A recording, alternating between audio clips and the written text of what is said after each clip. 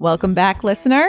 Episode 8 of the Fabric of America podcast. Episode 8. How did we get here? Who gave us microphones? Oh my God. Who gave us shiny new keep microphones? Getting better. I did. Yes, you did. Thank you. Christmas come early. Fabric of America. And by now, we're live. That's exciting. Whoop, whoop. Oh my gosh. And it's been awesome because this has been a passion project and we finally have released it. And friends and family got to listen, and just all the DMs and messages have just been awesome. Very positive. Yeah. Thank you to all the listeners out there. Yeah, really. Thank you. This really came out of, I just wandered in here one day like Kramer in Seinfeld. I just like ripped open the door. I was like, Melissa, you want to start a podcast? And you're like, Yep. And here we are. Here we are. Pretty awesome. I'm very psyched. So let's hear about this outfit. Let's start with outfits. I know you want to start with my outfit today yes. because I'm wearing The whole hour could just pretty it could be. And devoted to this. And I could tell you a story about every single thing. Yes. We'll start at the top because I know that's where you want to go. I really do. This is my brand new Bard shirt. Custom. Yes. Whoop, whoop. Custom. It's so cool. We'll get into the story about that in a second. We'll do a circle back. Yes. My jeans, I actually don't even know the brand. That's my bad on not even getting the brand before we sat here. But they're like not a jeans brand. Like Right. One of my awesome employees, Sarah, was at the town clothing closet Okay. and grabbed these jeans and was like, here you go. Really? And they're awesome. Wow. They're awesome. They're like a no-name brand. They have like a little elastic on the back waist, which every gal knows and loves. Yeah. And so here we are. They're ripped to shreds and they're a little wide leg. And I love everything about that. They look very comfortable, but also fashionable. Thank you. Like they're hitting all the right notes. Thank you. They've I got appreciate like a whisper of mom jean. They do. But I'm here for it. But I don't care also, what anyone like, else thinks. mom jean who grew up in the 90s, early 2000s, like I dig because it. the ripped and the Yeah. We put a little edge. Yes. A little edge. Yeah. I also wear these all the time in fittings. So they started off not even as ripped. And from me constantly going down to pin hems and stuff like that, they ripped open even more. Oh yeah. And I was like, well, why fight it? So I chopped them and then I washed them and got them all shredded up again. And so here we are. They're quite breezy. Quite breezy. And so my shoes are actually by J. Crew. And fun thing about these shoes, this particular style, I don't remember the name of the style, but they're like just a little round toe pump with like what I'll call a sensible heel. Maybe others would not. I would. I guess they're like a 3.5 inch heel. But anyway, they're a block. And so these J. Crew shoes are like the style of J. Crew shoe I bought ages and ages ago on eBay on a whim, like kind of knowing my size. And the original pair that I had like an ivory body with like a black cap toe, very like Chanel looking. And they were so comfortable. They fit so well. They're all leather. They like broke in really nicely. And I got them on eBay for not a lot of money, right? And they were brand new to me. Wow. Someone had them. So when I had those shoes, I'm like, well, these are amazing. And as time went on, I'm like, I want more of these shoes. Yeah. And all I did was search them in eBay. Yeah. And they kept coming up in different iterations. I think they're a staple of J. Crew and they just keep releasing them in new. Oh, that's cool. Yeah, in new styles. So when I saw these, they're a really cool floral print. They have some studs on the heel. Very I'm like, you. that's a no-brainer. Yeah. So same thing. They were new to me. Yeah. Somebody had not worn them and now they're mine. Wow. For a lot less money. Yeah, and they're than the very regular retail price. very on brand. Oh, well, thank you. Yes. They match well with my pinky shirt. And then real quick, my jewelry, I've got my grandmother's aquamarine on. I've got my Demelis necklace from Etsy that I've had for a long time. Yeah. And then I don't think I've worn this yet. Yeah, I was going to say, that looks new. Some fun new, that's that football? new-ish. It is not a football. It's kind of like an egg. Okay. Okay, so real quick story. I have this gold piece on. It's sort of like squared off with an egg that has different stripes of the different golds, like so rose gold, yellow gold, and white gold. Oh. And then I have the Italian horn also, the Sicilian I horn. thought that was a chili pepper. Egg hot chili peppers. Everybody thinks that. It's a horn. Anyway, we'll do another episode on Italian heritage, but that's not for today. But anyway, so this piece with the egg on it, actually, when I was about 12 years old, my grandmother took me to Italy with my great-grandmother, and I met my great-uncle, or my great-great-uncle, my Nana's brother. Yeah. And he lived in Sicily. We went to go visit, and he gave me a gold keychain. I'm 12. This is like Yeah. keychain made out of real gold. Yeah. It had a gold link thing with like a little clasp and all this stuff. And I'm like, okay, like, thank you, Zio. And I took it home with me and I had it all these years. Somehow I didn't lose it, but I never really used it because it was kind of a masculine looking chain, all the things. And finally, I'm like, you know what? This pendant's really cool. My Zio passed away. And I should just take this to the jeweler and like make something cool out of it. And it just so happened that between the chain and the clasp that was part of the keychain portion of it, I was able to like trade in that gold and get myself like a chain and then have the pendant part turned into like a necklace pendant. Ooh, so that's what I did. wow. Thank you. Smart. Thank you. It's just meaningful to me. Like it's just a little like reminder of him and that trip to Italy, which was my first trip overseas. Cool. And so that was really cool. But now let's go back to my shirt. Yes. Because my shirt is from Bard's. And the story behind it is that I actually have a shirt, carbon copy, or this is the carbon copy. Yes. But the OG original was from my time working at DKNY in Manhattan. And I had this shirt. It's kind of a menswear type shirt, has a white collar and a blue body, a little bit more of like a cocoon type shape, a little more. That's the perfect description. It is. It's like a cocoon because it actually does like narrow down a little bit at the bottom. The body part is kind of generous. Yeah. It has like the roll up sleeve or you can wear the sleeve long. Did I just blow your mind? How'd you have that word at the ready? Because that's what it's called. You've never heard of like a cocoon sleeve or a cocoon shirt? Okay. That was awesome. I want to just make only cocoon shaped clothing now. You're welcome. Ours is only making blowing the sleeping doors bags. wide open on that. Anyway, so now I had this cool blue shirt and I love it so much. And when Matt and I were talking one day about, you know, quality and our favorite pieces and things like that, I'm like, you know what? I need this shirt in another color. And so I gave it to Matt and he copied the pattern completely. We got to sit with fabric swatches. And of course, once you pop, you can't stop. So not only did we choose this pink fabric, we also chose a black fabric with like a little white tick dot in there. Gorgeous. And they're so stellar. They're unbelievable. The shirt is so comfortable. Yeah. I love it so very much. Yeah. Yeah, it was definitely so this line is my new line of shirts, which are completely handmade, true bespoke in New York City. So I was very excited. You were the guinea pig. Perfect. Patient zero. Yes. I like Patient zero. And I mean, who better to try out shirting of the highest quality? Yes. Who better than me? Yes. Bring out the queen. Get her out here so we can doff her in just the most fantastic shirting. The finest of fineries. Yes. It really was awesome. So I put in a shirt for myself at the same time. And I've been talking with the pattern maker for a while, and he was like, we're going to get Melissa's shirts done first. And I was like, good man. Yes, we need to get her. Mine can wait, even though they're like linen and Time's running out on summer. I'll take them in November. So yeah, very excited. You look fantastic. Thank you so much. It was a fun project. It was fun. Because it wasn't just like a normal shirt. They had like the tabs on the sleeves to keep it up. The cocoon shape. Yeah, so it was very awesome. So you look great. Thank you. Yes. Appreciate you. Yes. All right. Tell us. One of those outfits that's like understated, but that's what makes it fantastic. Thank you. Everything just works. I personally like when I get to mix things up that maybe don't belong together in a traditional sense. So I don't feel like I'm reinventing any wheels here. Like this is not an uncommon practice, but like I like that this shirt is very business. Yeah. My pants look like a Wolverine shredded them. Yeah. And then I pull it back together with the shoes. Yeah, exactly. And she's back. Rhinestones on the heels. It's awesome. So I decided to go very casual today. Yeah, you did. And who are you? I know. I'm showing off my ankles. Pretty slutty of me. But slutty little knee like Pedro Pascal with my man. Saucy minx.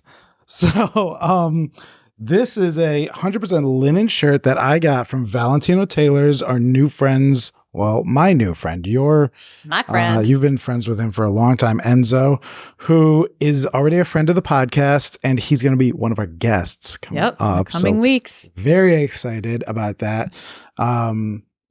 And so I went in and he was having like a summer blowout sale. And I've had a couple linen shirts. None of them have really knocked my socks off. Every time I've got a linen shirt, it's like an impulse buy. Okay. I'm somewhere and I'm just like, oh yeah, like let me just grab this because I'm on vacation. Yep. And so I have, I don't know, 4 or 5, and they just have never really been great.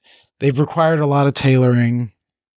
But when I saw this shirt, it's just that classic boat stripe. I was just like, yeah, this thing screams like CT lifestyle. I said you look like you came off the yacht. Oh yeah. So I was just I want a sweater around your shoulders immediately. Definitely. I was just like, wonder what all the poor people are doing today. Even though I got this shirt on summer clearance. Oh God. I know. I'm like struggling to put gas in my car. Very, very real. It's all about balance. It's all about the look. I'm like leaning up against my little Nissan Versa, just in my linen shirt. I'm just like, oh yeah. So then I got my shorts. These are new shorts that I found. So I've got my short game is pretty terrible also. And because I have a bunch of athletic shirts that have been athletic shorts that have been impulse buys, and then I had some casual shorts that were also impulse buys. Shorts have been one of those things where I'm just like, I can't justify spending a lot of money on it because it's a short. I'm gonna be like at the beach or sweating or do. But then, like in the last recent years, I was like, no, those are the times I do want to look nice at a summer party or something. I don't want just a pair of shorts that I got at Bob's or something like that. Yeah. So these shorts are from a brand called Collard Greens, and I believe they're made in North Carolina. Okay. Yeah. So found them online. Okay. They have these in several different colors. I love it because they come in 2 different lengths. I think 7-inch and 9-inch. I went with the 9-inch. And this is just like a traditional khaki, but very comfortable. I love it because I can dress it up, dress it down. And then the shoes are I got them on Huckberry online. So they're a brand called CVs. And I believe they're made out of all like recycled plastic. Like, interesting. Yeah, pulled out of the ocean and stuff. Okay. Yeah. They're very kids. Yeah. They give kids. Yeah. They're just easy knock around. I don't know why I continue to buy white shoes because that's really dumb of I'm you, a dirty person. So I'm truly slovenly. So they never stay. Oh God. They never stay clean. But I put them in the wash all the time. That is the nice thing about like white and the canvas style. Yeah. So I crush them like that. So sneakers, shorts, linen. But the reason I wanted to wear a linen shirt today. I was hoping you were going to go there and go. You like a circle back. Yep. There's the segue. There is the segue that I wanted to have this conversation since the origins of this podcast. I have wanted to have this conversation about misconceptions and misunderstandings and things that we're constantly educating our clients on. Yes. And there's a lot of them out there. There are, because there's a lot, and not to the client's fault. There's a lot of misdirection out there. There's a lot of misunderstanding. There's a lot of smoke and mirrors, and there's a lot of just straight up lying. So there's things that I'm constantly having to have these conversations with people about. So I wanted to just address those because there's probably questions that people are like, oh my God, I never would have thought about that. Or whatever. Or I heard this, but that's not the, what I mean? It's not the case because you got 2 rock stars, 2 experts, 2 gods descended from Olympus who we're going to talk about. Out of control. Making me uncomfortable. Yeah, exactly. 2 people, I'm going to keep going. No, so I want to get down to it. So one of the softballs. Yep. Linen. People. It drives me a little nuts when clients are like, I love linen, but I don't want it to wrinkle. And I'm like, then you don't love linen. Yep. That's like It's saying, impossible. yeah, that's like saying I love a convertible, but I don't like the wind. They go hand in hand. It's a what's the phrase? Package deal. Part and parcel. Yeah, That it's the same thing. Linen is supposed to be wrinkly. That's how you know it's actual linen. Yes. And not blended with anything. The more wrinkly, the better the quality. Actually. Yep. You want that kind of messy, easy, lived-in lifestyle look. Yep. And better linen, it actually breaks down. So that's why you see people in the South with those linen suits. They don't completely look like they were taken out of a bag, but they do look worn. Right. Because it's great linen. I mean, back in the 20s and 30s when people were making linen suits and old like prospectors and stuff. And, but like you see it in films all the time, people with like the tan linen suits, down in the South. Yep. And you're like, how the hell are you wearing that? Because it's great quality. But fabric is one of the biggest topics that I have to like, let's slow down. Yeah. People just don't know enough anymore. Yeah. And that goes full circle back to everything we've talked about and what you said about it's not the consumer's fault. It's that we don't make clothes anymore. Yeah. Nobody knows because they don't have their mother or grandmother making clothes, buying quality materials. Yeah. They don't have that baseline knowledge. Yeah. Or they've attached a fabric to a certain thing. An idea. Yeah. And yep. I want to put a pin in this, but like they get heavy wool socks for winter. Yes. And they're like, that's wool. Right. I'm going to put a pin in that. So we're going to come back.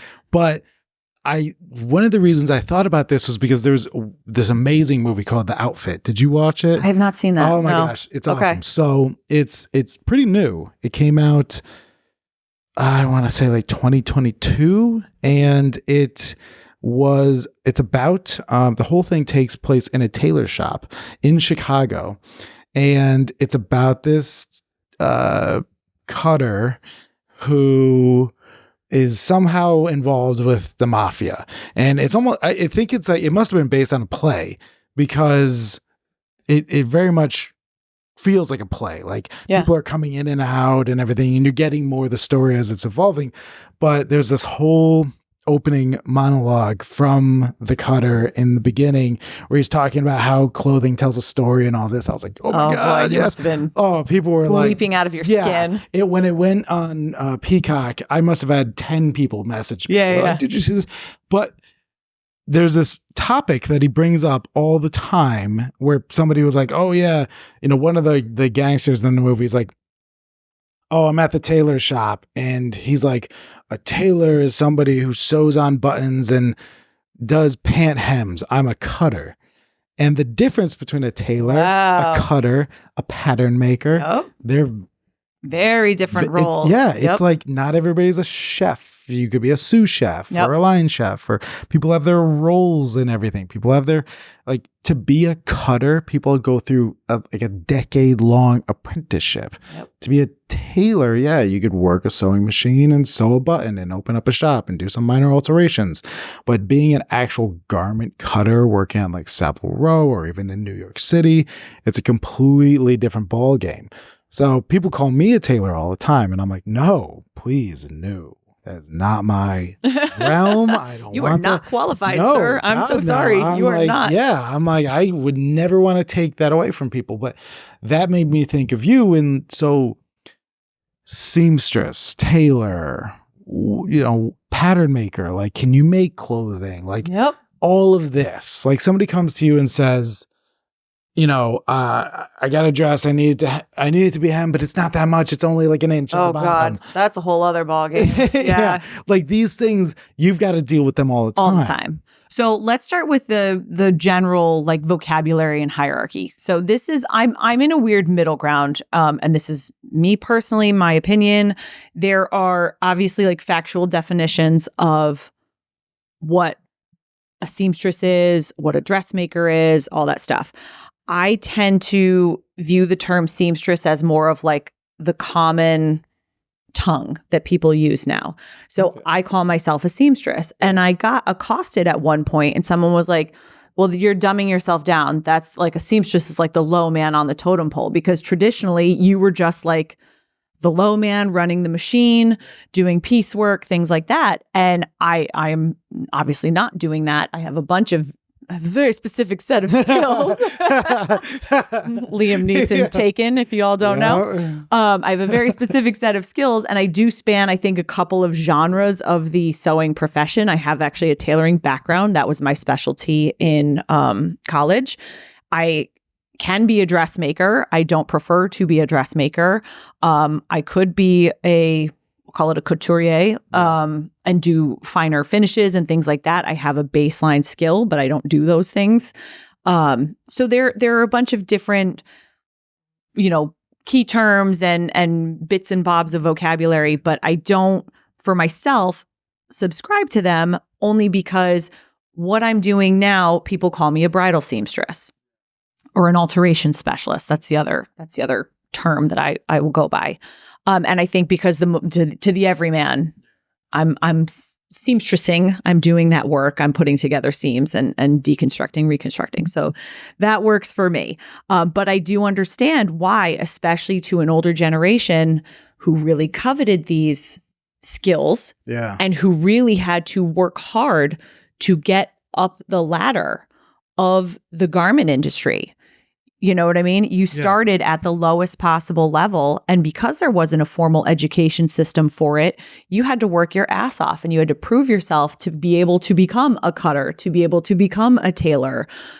So I don't want to say that with any disrespect to the past, but so that's my tailor, common. It's funny, my tailor up in West Hartford, she told me, she's right off the boat from Armenia, and she tells me that in her culture, the older you are, the better you are. And it has nothing to do with your actual skill. She's just like she's like, I will never be as good as my aunt because my aunt is older than me. Interesting. She's always going to be like a master tailor. Yep. And my tailor's incredible, but she's like, I'm just not that good because, she's 55 and she's like, no. The older ones, they rank it by age. That's interesting. I mean, and in a lot of ways, age does correspond with skill, right? If you're doing a skilled piece of work every day, you do get better over time. And then there's that old adage, what was it, like Picasso or something, that was like, you're not paying me for the time it takes me to do it now. You're paying me for the years of work I had to put in to become that fast. Can we just freeze frame and I'll just think about that? Yep. Like that is so much a part of what we do. And when I sit down and talk with people, I'm like, yes, you're not paying for this fabric. You're not paying for this lining and all the features that we're going to put together. You're paying for the fact that I've spent over a decade learning which fabric you should be in, which adjustments we should make. Yep. Like that's the skill that you're paying for, because there's so many people that they're going to go to blacktuxedo.com or whatever, Indochino. You can get a custom garment on these websites, but all you do is plug in your measurements, pick a fabric, pick a lining, and hope for the best. And it never works out. Every tailor I know is just like these goddamn companies that bring in that make these garments. They're the worst because there's no understanding of pattern making. Right. They're just kind of plugging it into, it can't even be a CAD system that's making these patterns. They're just kind of plugging in arbitrary measurements, and this thing is coming out, but there's no understanding of, well, is this fabric 100% wool? Is there a stretch? What's it going to do? How's it going to behave? What's the purpose? Yep. There's a lot of people that get like white suits, but then they pick this fun lining. Yep. Because they can. Yep. Then You can see the lining through the suit. And it is maddening. It's like another language. And that's where people like you and I, who are kind of these like decoders of that language, and I actually, you more so than me, you know, for example, I read in Making It in America when they were talking about American Roots, the company, Yep. and all of the things they had to do in talking to the woman who was helping them pick fabrics and the weaves and how the pattern was going to go. Yeah. And it was so mind blowing where you just think, oh, I'm wearing a sweater, or I'm wearing a hoodie. Mm-hmm. There's so much research and development that goes into quality clothing, Right. because it's going to dictate how you put together seams. It's going to dictate how much stretch goes into a fabric, what kind of weave it's going to have, Yeah. how much generosity they're going to give with seam allowances and patterning. And every little piece in between. What are the pressure points? What are the main uses? Who's going to be the type of person wearing it? I remember they said we have to accommodate for like construction guys and their bellies, like they're a broader, exactly. they're a broader breed. Yeah. But I thought that was fascinating and so smart to be thinking of what's the size chart and the litmus they're going to use for who the end user is going to be. Yeah. So I think that is often overlooked now in today's world because everything has become fast fashion, and how fast can we get it to market? We don't care what grain the fabric is on. That's why you see a lot of fabric with like wrinkly seams. So grain is when you are weaving a fabric, you have vertical threads and you have horizontal threads, and the way they weave over and under and in and out, it becomes your grain. So straight grain is vertical, cross grain is horizontal, and bias is when you turn it on a 45. And if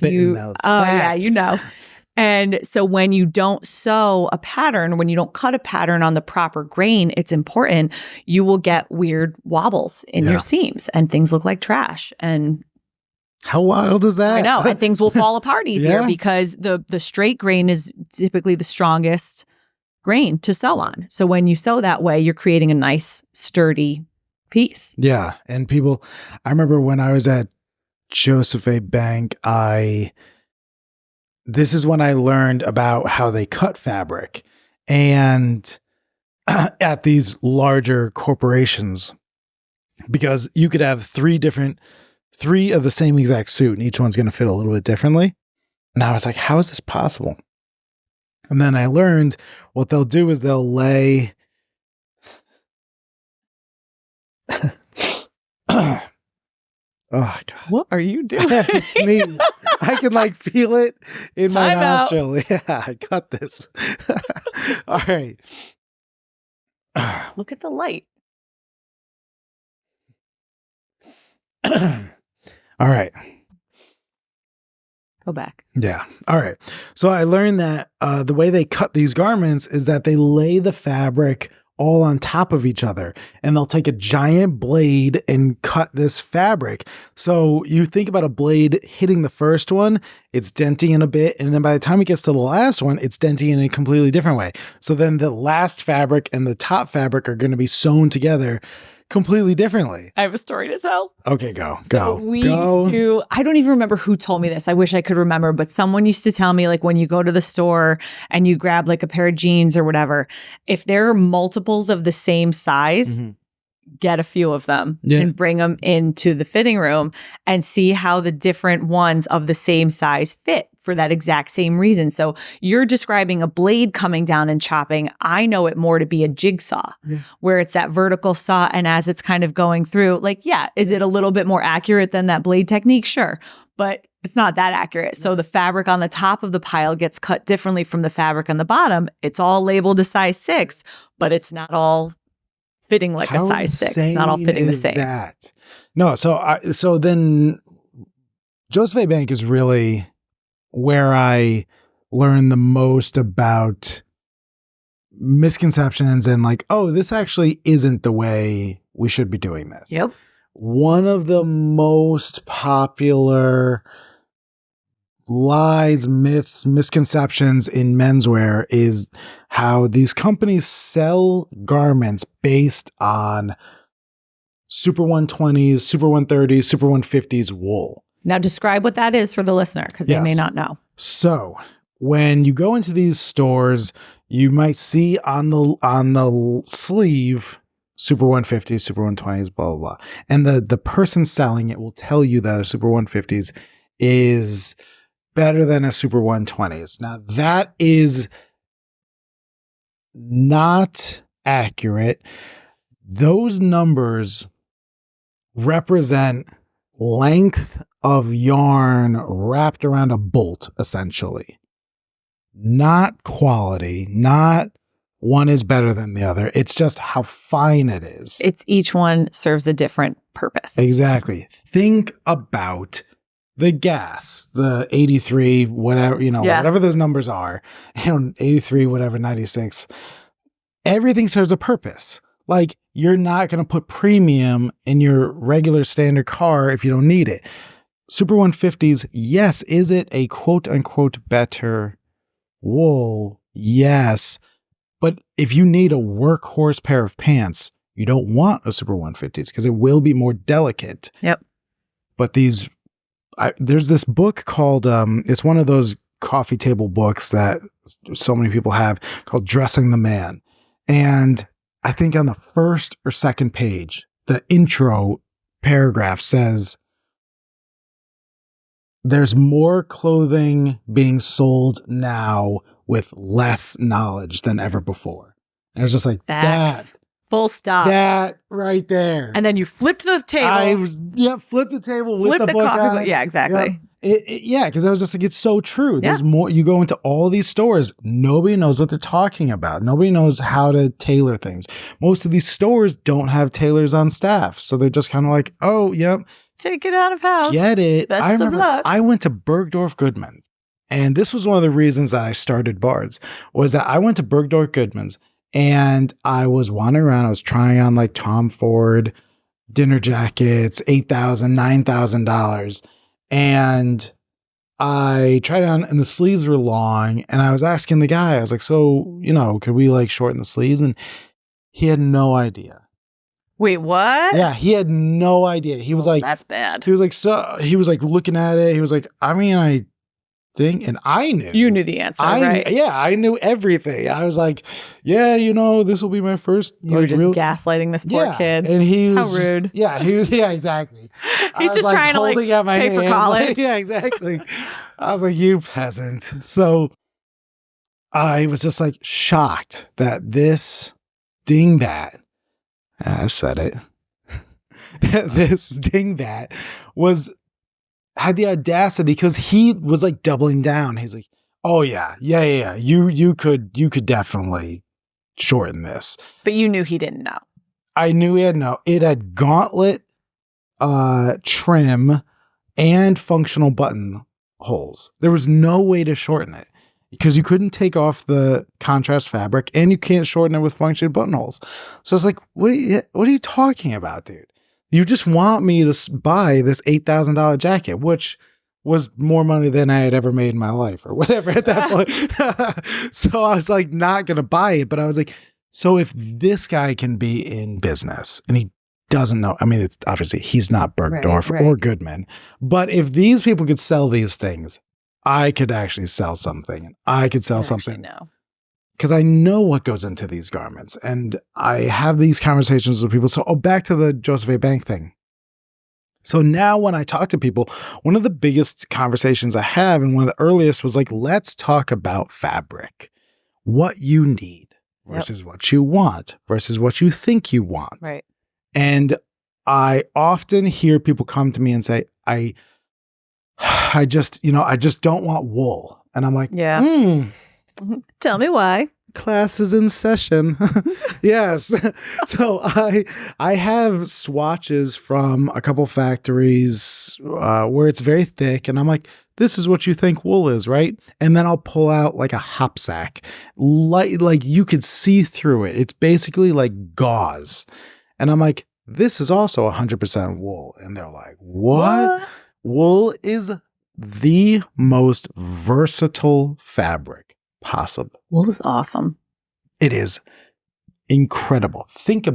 Let's just think about it for a moment. This is evolution. Sorry to all my creationists out there, but this is evolution. This is evolution. Sheep have developed this hair. They need a haircut. We give them a haircut. We take the scraps. We then make clothing out of it. Since sheep have this hair, just like our own hair, keeps us a little bit warm when it's cold, keeps us cool when it's hot. Same thing with wool. It's got a natural stretch, so it's got a little bit of give to it. These companies that are gaslighting all of us on, you want these synthetic and polyester and blah, blah, blah. These synthetic materials, polyester, it's plastic. Literally. It is 100% plastic. Polyester and there's nothing breathable plastic. About plastic. You are laminating your body. Yeah. And yes, you got that suit for $100. Good luck sweating through that thing. Yep. And having it fall apart because it's plastic. Its seams are going to be all messed up. The 100% wool option is a little bit more because it's a natural fiber. It's got to go through a lot, but it's going to breathe better. It's going to hang better. It's going to wear better. That's why. It's not like, oh, this is some luxury material that I have to spend. No, it's the choice you want. That should be the baseline, not these synthetic materials. People are growing these in a lab because it's cheaper. Not to mention the environmental impact, oh though. My God. Between the petroleum that goes into it and everything else. Flip this and table. Then, I know. Just at the thought of it. And then same thing again with post-consumer issues. Yeah. So once you're done with that plastic suit, if nobody takes it, how long does it take to decompose? Forever. It's going to be Wally and your suit at the end of the world. At the end of times. Yeah. Hilarious. But, and then again, these companies gaslighting people. It's always like a commercial of a guy like doing push-ups or running a marathon. It's like, why do you need a suit to run a marathon? Why is that the goal? Why is it's always some guy in the park like laying down and running and playing frisbee in a suit. Look how I can stretch in my Why pants. do you need that? They like pull the jacket out of their pocket. They're like, look at it. Look how good it looks. I'm like, this didn't wrinkle not, at all. This is not what you want. Yep. Like, you don't want this. You want natural fibers. They're going to last you a longer time. You're going to get more for your money. You're going to get more bang for your buck. It's the biggest misconception is that people think that wool is heavy. No, that's what you want. That's what you want to start with. And I'm constantly having to redirect and re-educate people on that one topic. It's the number one thing. But like, if you had to say the amount of people who come in here, what's the number one thing that they say to you and you have to correct it? Yeah. It's always the hem. It was exactly what you touched on before. Go on. Ring the alarm. Go on. I recently made a video about this and on my Instagram, and it did quite well performance-wise because it certainly struck a nerve with every other sewing professional out there. Speak to it.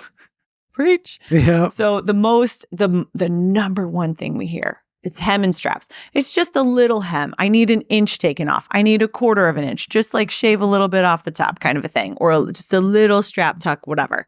What people don't realize is it does not matter the distance from the floor to where I have to take it up. It actually matters the circumference.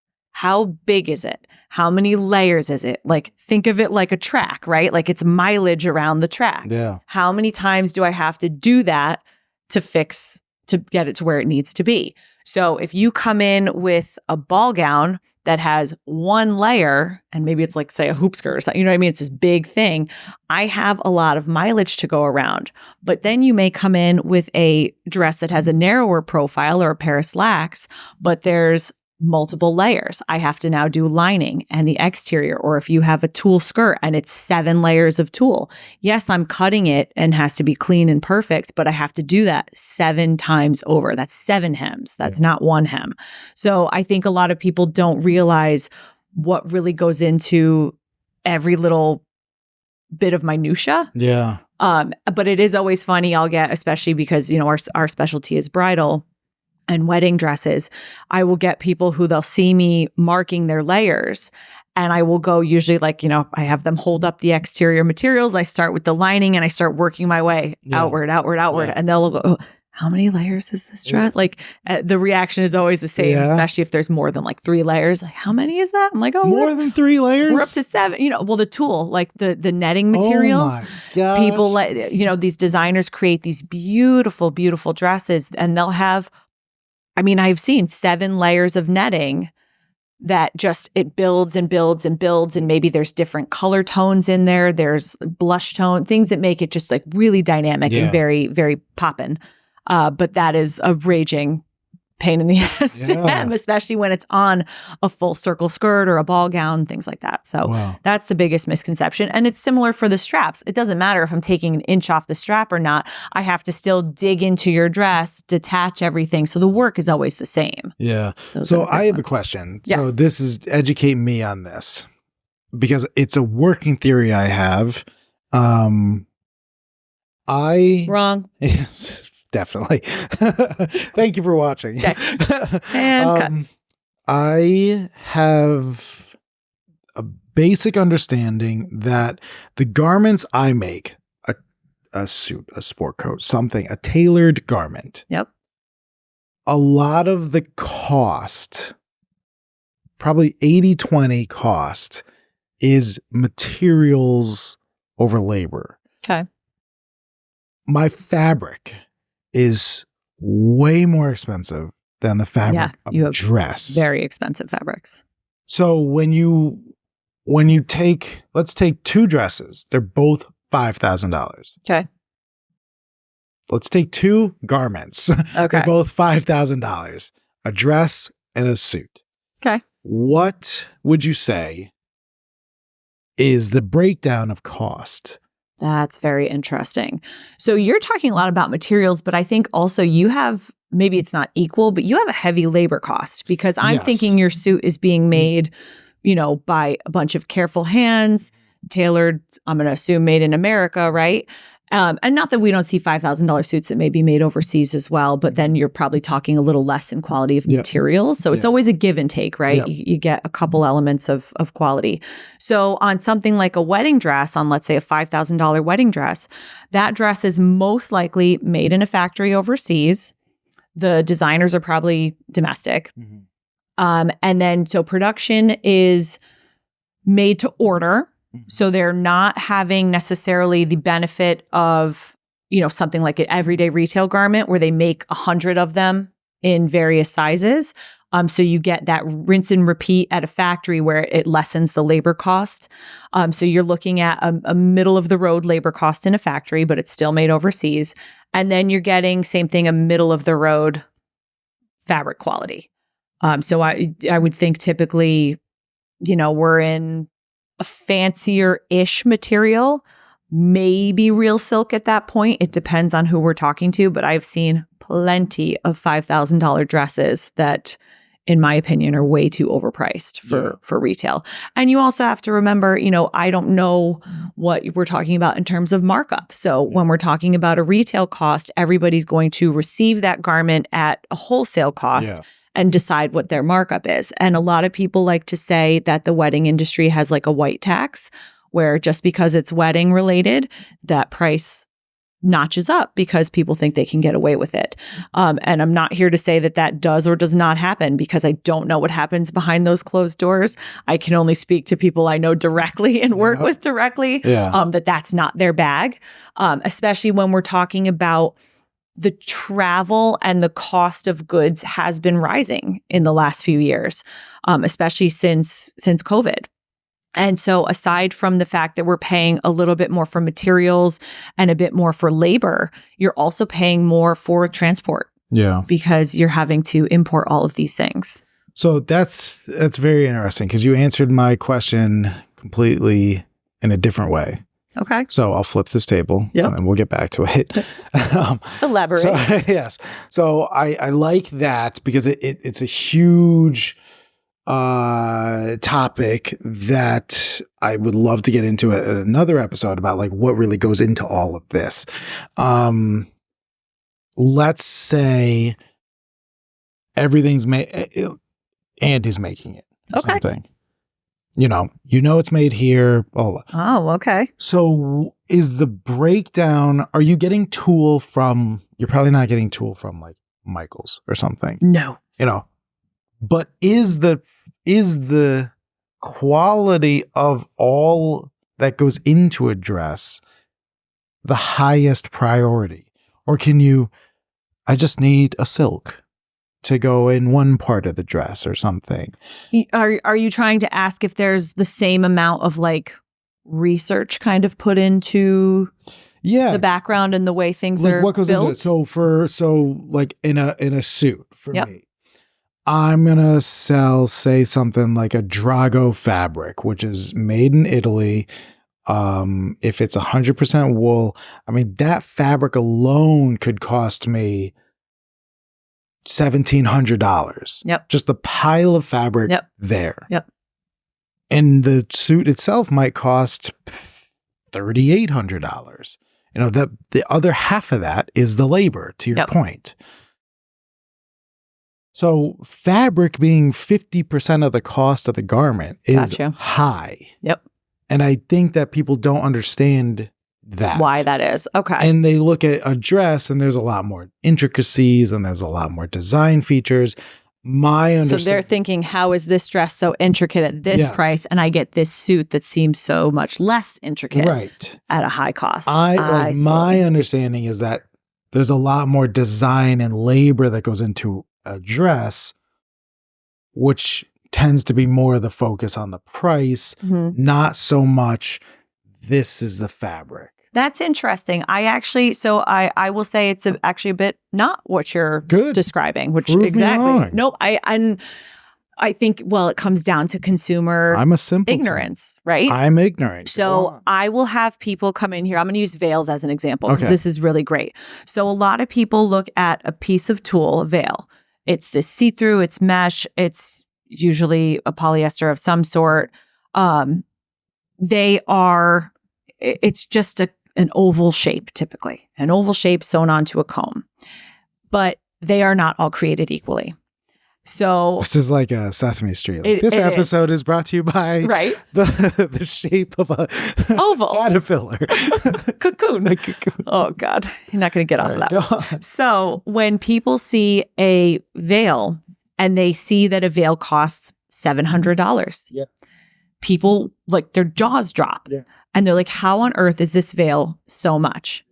So to backtrack it to specifically the materials part. A $700 veil and a $100 veil, we're going to pretend they're the same length and they have some sort of, let's say, lace embellishment on it.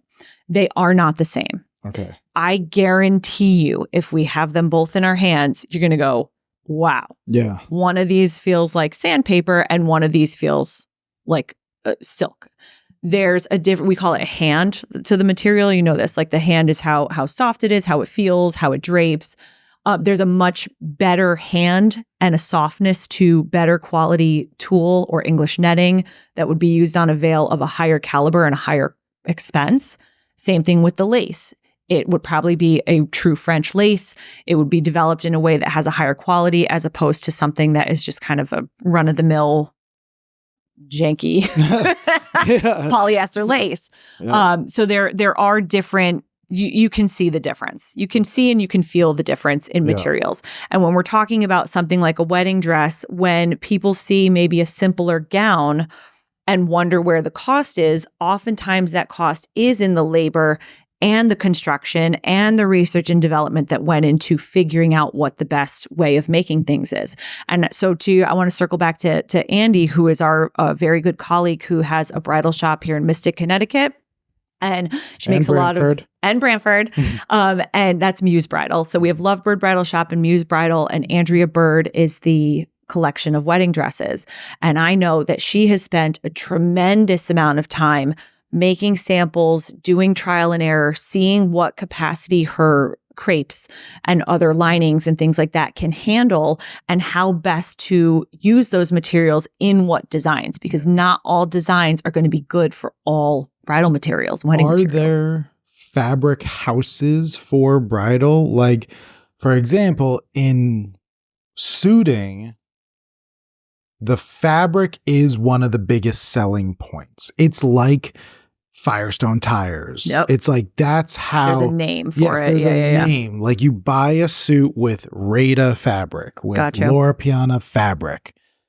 Like, that right there is one of the biggest selling points. And in suiting, there's a huge misconception because people will say, like, here's my Xenia suit. Yep. I'm like, well, your Xenia suit was made in Bangladesh by children. Right. I made my Xenia suit here in Rochester. Yep. And yes, your Xenia suit, if you got it from like Joseph A. Bank, maybe you got it for $400. If you got it from Tom Ford Xenia, it's going to be like $10,000 to $12,000. Yep. For me, it would be about $7,000. Like, the where it's made is real, but you could have the same exact fabric. I think there's a lot of, correct me if I'm wrong on this, but this is definitely the way I see it. There's a lot more of that focus in menswear. Mm-hmm. I think because menswear, a lot of it does come down to the materials, and there's some clout behind those fabric houses. And I think that goes back like generations of tradition. Yeah. But with women's wear, I don't think there is as much of a notoriety in particular fabric houses. People don't come into a bridal shop and say, this fabric. No. Not that I have seen. Yeah, to be completely honest. No, I mean, like we as creators will know certain places to buy from. I don't do a lot of made from scratch creation, hardly any. So that would certainly be a question for an Andy or a Sarah Gabriel with her veil collection, things like that. I want to say, and I may have just pulled this out of my ass, but I feel like the name Bemberg lace. Yes. I think that's a house. Yeah. So Bemberg lining is a type. Bemberg lining, that's what it is. Bemberg I'm thinking lining is something that like that's what it is. Yeah, it's really big in linings of garments. See, so like there's like little names and triggers that are there somewhere. And because I'm not in that realm, I can't speak with 100% certainty. I know like when I was making things more frequently and I wanted to get things out of New York, I used Preview Textiles, but they had houses that were kind of scattered. See, so like even your inability is a strong word, but even your lack of knowledge. Yeah, even your astounding lack of knowledge. Wow. No, but like, speaks volumes about this because at a tailor shop that's getting mostly suits, you're like, oh yeah, here's a Xenia. You know everything. Yep. You don't have that. So that is an answer in itself, which I think tells you all you need to know. Tells me everything. Right. Yeah, because you would be like, oh, here's a dress made out of, substitute Xenia for whatever. Yep. That alone answers my question in a very telling way. Because for me, the biggest thing is people like love to name drop stuff. And then there's these online forums where people get like so much misinformation. There's one called like the Gentleman Gazette, and they just they like love talking about how a full canvas suit is better than a half canvas suit. And I'm like, well, no, like, that's not necessarily true. Sometimes you want even with all my huge lack of knowledge, I know that. Okay, you got one thing. Oh, wow. One thing going for you. But like, I'm just like, no, there's a time and a place. Yeah. And I go to so many different, I talk to a lot of these menswear influencers, and they love to bring up, well, this is full canvas. I'm like, oh, okay. That's like bragging that your car is all-wheel drive. Right. What's the context? Right. Like, do you need it? That's a feature, not a... Right. It's not what you think. Yeah. You know, I do not think you know what that means. Exactly. I knew that's where you were going with it. Yeah, but no, it is true, because I'm just like, sometimes you need a full canvas, sometimes you need a half canvas. Right. If you're wearing like a seersucker deconstructed jacket, you're not going to go around toting that it's a full canvas. Yeah. It would be nonsense. It's like that kind of stuff. I wish people had a better understanding of like what's going into it. Yeah. So I just made a dinner jacket for a guy who's built like Johnny Bravo, gigantic chest, tiny waist. And in order for the lapels to not pop, I gave him a two-layered canvas rather than a 3-layered canvas. Yep. So I removed one of the layers of horsehair. So it laid a lot more softly on his chest and gave him a better drape. That is something 100 makers would not know. Yeah. 100 stores, they would be like, what are you even talking about the canvas? If you walk into any kind of ready-to-wear store, they're barely even going to know what like a floating canvas is or something like that. But understanding that you could actually remove the different layers, that you could have different kind of features to the canvas, how that's going to make the material lay differently. Yep. If you have a 14-ounce fabric versus a 6-ounce fabric. Right. Oh my God. Yeah, those are the things. And what fabric weights work best for what outcome or purpose. Yeah, yes, exactly. Those are the things, the questions that need to be asked when people buy garments. Yep. Not, is it Super 150s? Is it wool? It's how are we going to make this? Would you say that in general, like a buyer beware is anytime someone says, because it sounds to me like in conclusion, there is so much nuance that it would be wrong to make full on blanket statements on almost anything in fashion. So what it definitely like don't trust someone who says something with so much certainty that there's no room for any error or nuance. So one of the biggest things is that people come to me and they say, how much ballpark would a suit cost? Something basic like a navy. And I'm like, I can't answer that. Yep. What navy do you want? Yep. Do you want a navy for a suit that you're going to wear 3 times a year and you need it to be stellar? Do you need a navy to be a workhorse? It's got to be. You're still going into the office every week. You're going to wear it once a week. So I can't give a ballpark because a ballpark of workhorse suits and a ballpark of stellar, I just need a suit that's going to get me 30 years. Right. To a ballpark of, I'm going to get married in this suit. It's going to range from $2,800 to $10,000. Yep. And each very reasonably, I could tell you why each one is the way it is. Right. You can justify every single. Yeah, it's not about like, well, if you pick a better lining. Right. No, it's how are we going to make it? How is this construction? So the questions all come down to like, what fabric? Why are you making the design choices? Yep. What are you using in all of these different features? Nothing is simple in garment wear. And I think that's the biggest thing is that these big corporations try to convince you it stretches, it's simple. All this it's or all all your, that. Yeah. It's all your needs in one. That is not clothing. Yeah. That's how we got into the issue with the food industry where it's like, here's not how we live. Here's dinner in a can. Right. That's what clothing is going through right now. And that's not the case. You want to look at all the ingredients that go into it. The thing I'm glad we got into talking about a bit of pricing and a little misconception there as well in terms of people reaching out about pricing. Yeah. And I have many colleagues who have price lists, price sheets. And I could probably sit down and write you like a window of each little itemized bit of what I do.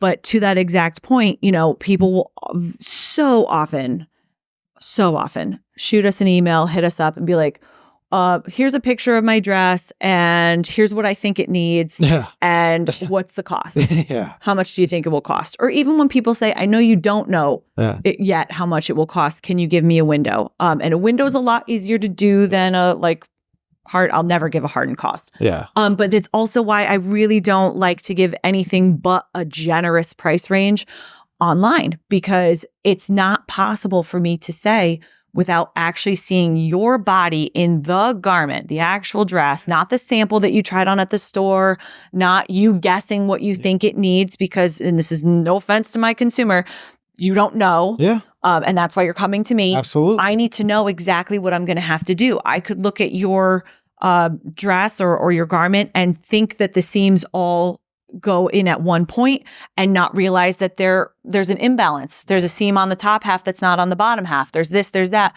The lace overlaps instead of converging into the seam, which is a different alteration and a different amount of time that goes into doing it. Yeah. So it's impossible. Yeah. And I think like what you and I really connect on is that we want to educate the consumer to inform their further decision. Right. I'm like, yes, maybe you're getting your wedding suit from me, but I guarantee you are never going to buy a suit the same when you leave because of what we're going to talk about here. Yep. You will completely be a better consumer. You will be able to spend your money wiser. Yep. Down the road. Okay, if you buy $1,000 suit somewhere else, I'm fine with that. but you're going to be much more knowledgeable on Right. why it's $1,000, Right. what goes into it, and what you want out of that $1,000, yeah, like right? what you're going to get for it. Same thing with your alterations. Women need alterations all the time. Right. And I guarantee they learn so much when they're here. And then they go out and they look at a dress and they're probably like trying on dresses Yeah. 3 years after their wedding. And they're like, well, Melissa said this, Yep. and that, so I probably shouldn't do this. Yep. Like all this information isn't just like, you don't know what you're talking about. It's Yep. all to help people. Yep. And I that's what I love about these misconceptions is that people are like, oh, every time somebody leaves, they're like, oh my gosh, I Yep. feel like you just like pulled back the curtain. Yeah. They have that little mind blown Yes. emoji. Yes. That's their face. It's very That's the true. best. I was going to say, I really love that, we have so many avenues as well to be able to expand that knowledge, and nothing beats when someone, and I've said this to you, and I know that's how you feel, where I'm like, oh, you affected my decision-making today. Yes. You know what I mean? Yeah. I didn't go to, we're going to go back on I didn't go to the Starbucks drive-thru today Yeah. because you were in my brain, like, Yes. go local, Yeah. find that local guy. Exactly. And every little micro decision that you make really counts, especially when it comes to small businesses and helping your local economy, helping, the everyman, and Right. really just making sure that we're putting our money where our values are. Right. Consumerism is like, it's getting away from consumerism. That's like, I need it fast. I need it now. I need it one click buy. I need it path of least resistance. It's like, well, actually, I always love this saying, if you do what is easy, your life will be hard. If you do what is hard, your life will be easy. Ha! Flip that goddamn. Again, wow. What did you do? Like 4 table flips this Watch. episode? It was a ruckus morning. But that concept of like, yes, going to a more knowledgeable seamstress, going to a more knowledgeable designer will be more inconvenient than ordering something online. Yep. But goodness gracious, you will be in such a better place for it. And I think that is a perfect place to wrap. I love it. This episode, The Fabric of America.